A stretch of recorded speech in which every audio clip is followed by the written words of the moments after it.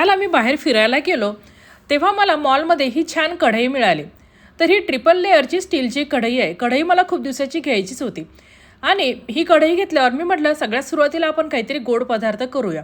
तर नेहमीचाच पदार्थ करण्यापेक्षा आज काहीतरी वेगळं करूया.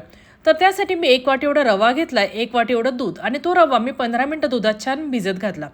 त्यानंतर कढई सगळ्यात आधी मी स्वच्छ पाण्याने धुवून घेतली, पुसून घेतली आणि त्यानंतर त्यात 1 चमचा एवढं तूप टाकलं. बदाम, काजू त्या तुपावर छान परतून घेतले आणि परत मी त्यात थोडं तूप ॲड केलं आणि जो भिजवून घेतलेला रवा होता तो यावर परतून घेतला.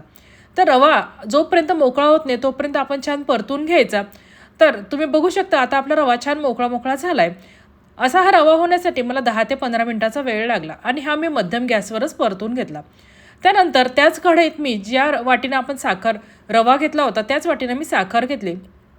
ती साखर छान कॅरमलाइज करून घेतली. त्यात अर्धी वाटी एवढं दूध टाकलं आणि परतून घेतलेला रवा मी यावर टाकून घेतला आणि याला छान अशी वाफ काढून घेतली. हा रवा छान वाफवल्यानंतर यावर मी तळून घेतलेले ड्रायफ्रूट टाकले. तुम्ही आवडीनुसार आणखी ड्रायफ्रूट ॲड करू शकता किंवा वेलची पावडरसुद्धा ॲड करू शकता. पण हा हलवा असाच खाण्यासाठी खूप छान लागत होता.